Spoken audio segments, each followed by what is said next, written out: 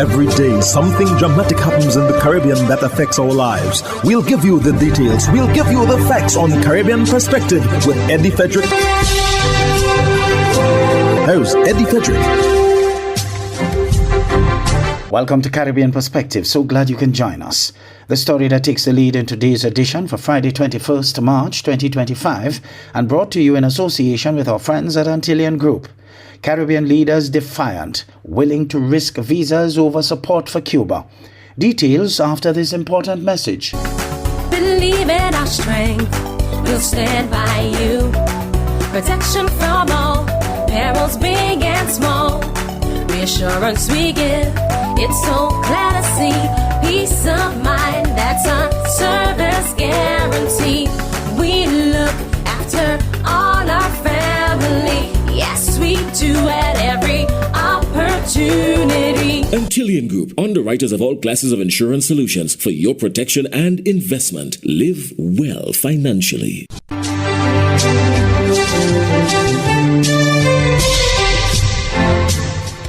Welcome back. Caribbean nations are making a powerful stand against U.S. pressure as they choose Cuban doctors over U.S. visa policies. With tensions rising, these countries are prioritizing health care over diplomatic ties. But what does this mean for the region's future? More in this comprehensive news item. Tensions are rising between the United States and the Caribbean over one crucial issue: Cuban doctors. Just came back from California. And if I never there again in my life, I will ensure that the sovereignty of Trinidad and Tobago is known to its people and respected by it. The Trump administration has accused Cuba of exploiting its medical professionals, threatening visa sanctions against countries that participate in the program.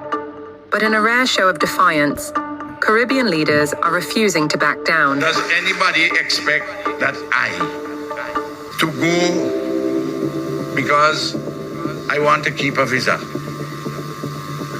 That I would let 60 persons from the poor and working people to die? Trinidad and Tobago's Prime Minister, Keith Rowley, has made it clear his country will not bow to Washington's pressure, even if it means losing access to the US for himself and his officials. For decades, Cuban doctors have played an essential role in Caribbean healthcare systems, filling gaps in medical expertise that local institutions struggle to meet. The US claims this is forced labor, but regional leaders argue it's a lifeline for their people. The question remains, will more Caribbean nations stand up to Washington, or will economic pressure force them into compliance? Prime Minister Ralph Gonsalves of St. Vincent and the Grenadines has taken an even bolder stance. Addressing a packed audience, he made it clear, if losing his visa is the price for keeping Cuban doctors in his country, then so be it.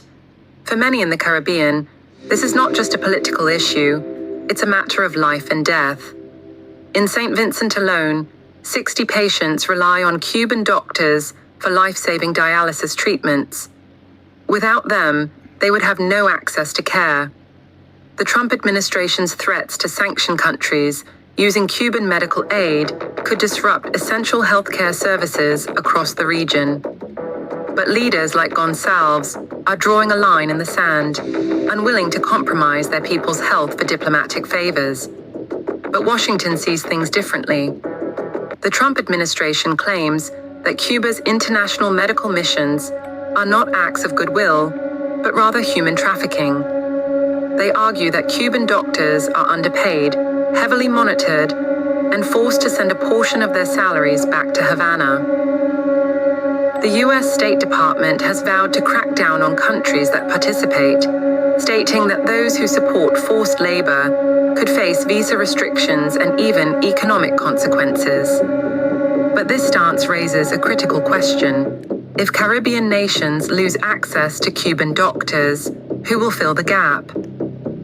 The region already struggles with medical shortages, and alternative solutions are neither quick nor affordable.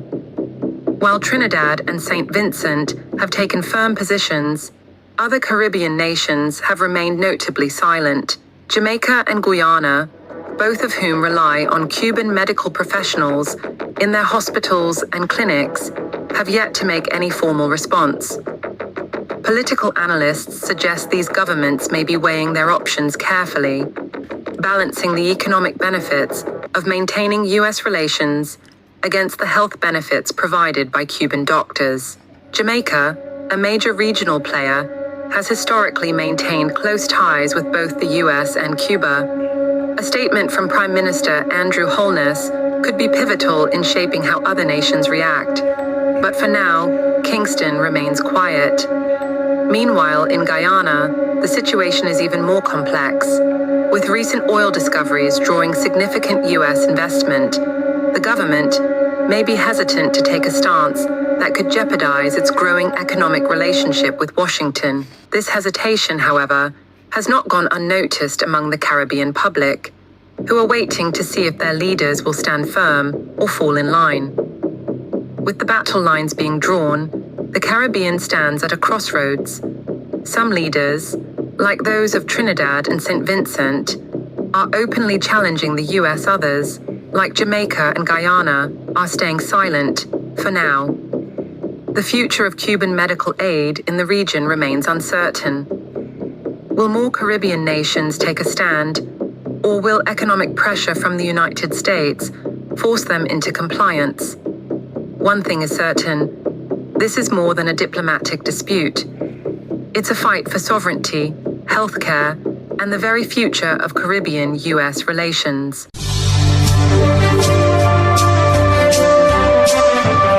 You're listening to Caribbean Perspective with Eddie Frederick, in association with our friends at Antillean Group, underwriters of all classes of insurance solutions for your protection and investment. Live well financially. Senior Counsel of Trinidad and Tobago Martin Daly says he is not concerned about the legitimacy of the appointment of Prime Minister Stuart Young.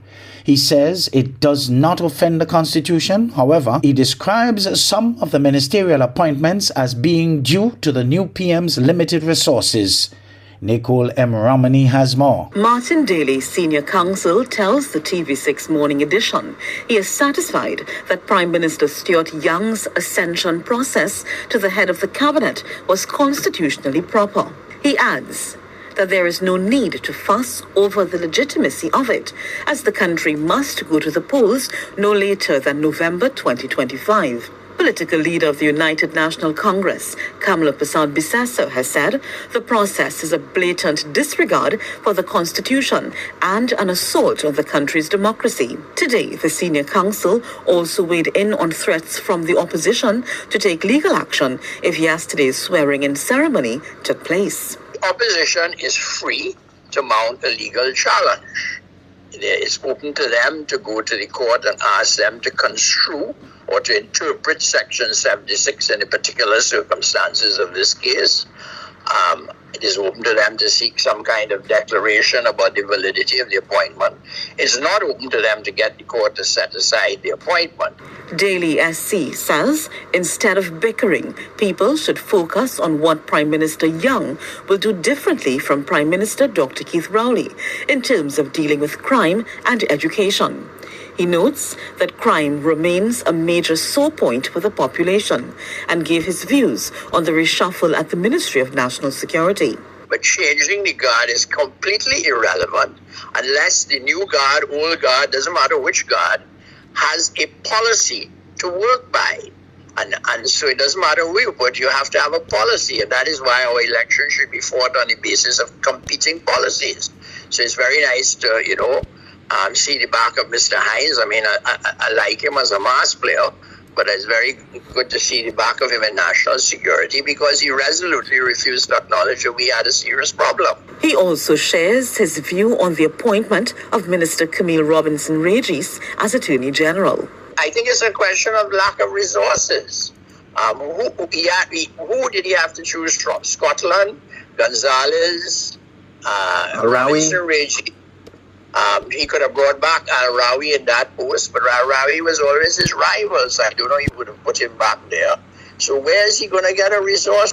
The senior counsel says The country's international image is in jeopardy and has already been badly affected. He says the government not only failed the country when dealing with crime and violence, but they were also indifferent about it and playing the blame game.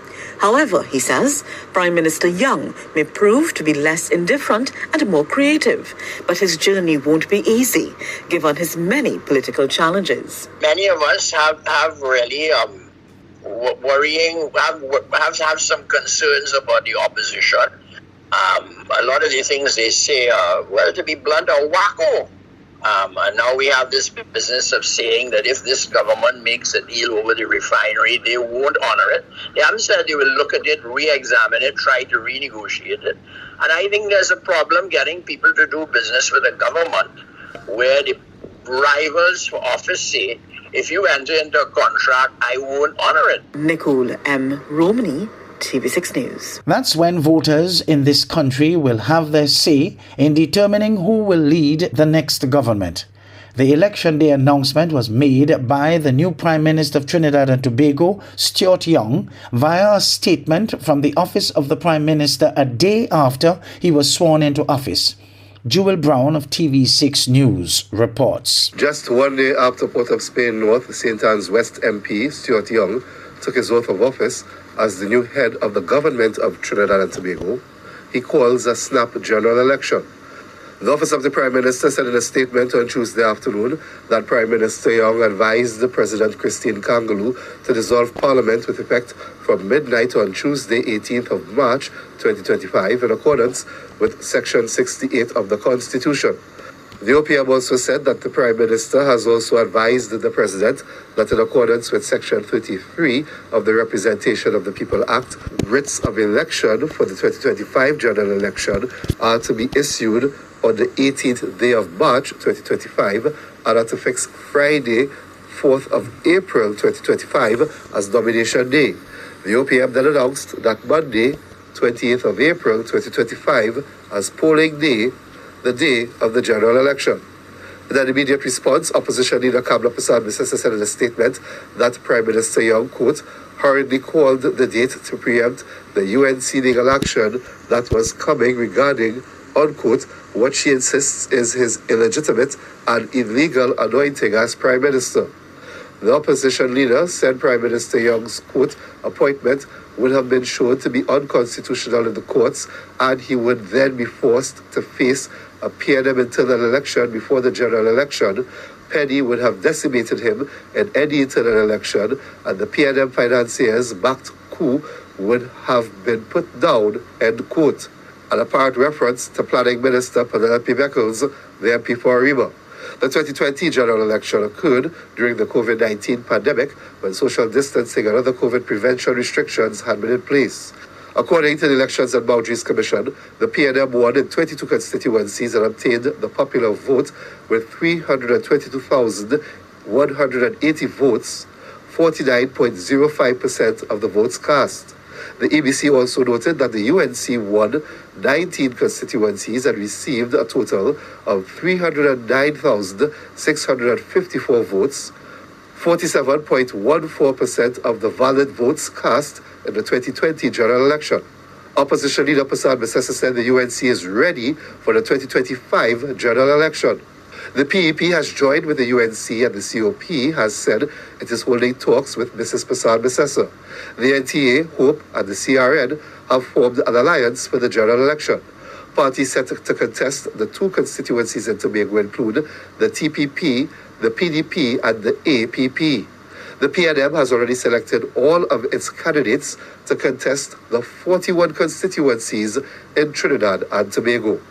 Jewel Brown, TV6 News. Deportation flight from the U.S. arrives in Haiti with 46 passengers. Dozens of U.S. deportees landed in Haiti on Tuesday, including 25 convicted felons. This Africa News item has more. The deportations are part of the broader impact of U.S. immigration policies, particularly the termination of temporary protected status, or TPS, for Haitians. This status, which once allowed many to remain in the U.S. legally, has been revoked and deportations are rising. I'm Haitian and I was in Brazil from 2013. Then I finally decided last year to leave Brazil to travel to Mexico and from there enter the United States.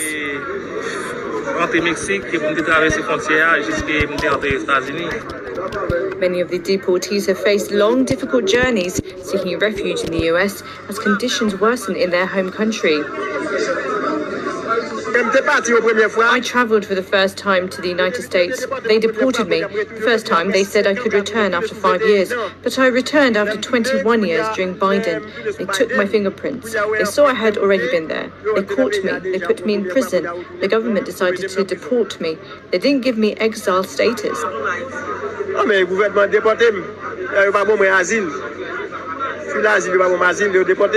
As Haiti's situation worsens, human rights groups urge the US to halt deportations, warning that the most vulnerable are being sent back to imminent danger.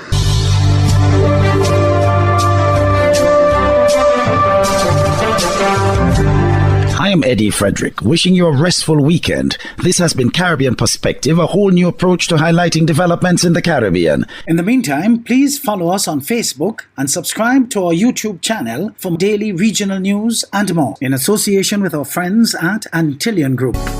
Believe in our strength, we'll stand by you. Protection from all perils, big and small. Reassurance we give, it's so glad to see. Peace of mind, that's our service guarantee. We look after all our family. Yes, we do at every opportunity. Antillian Group, underwriters of all classes of insurance solutions for your protection and investment. Live well financially.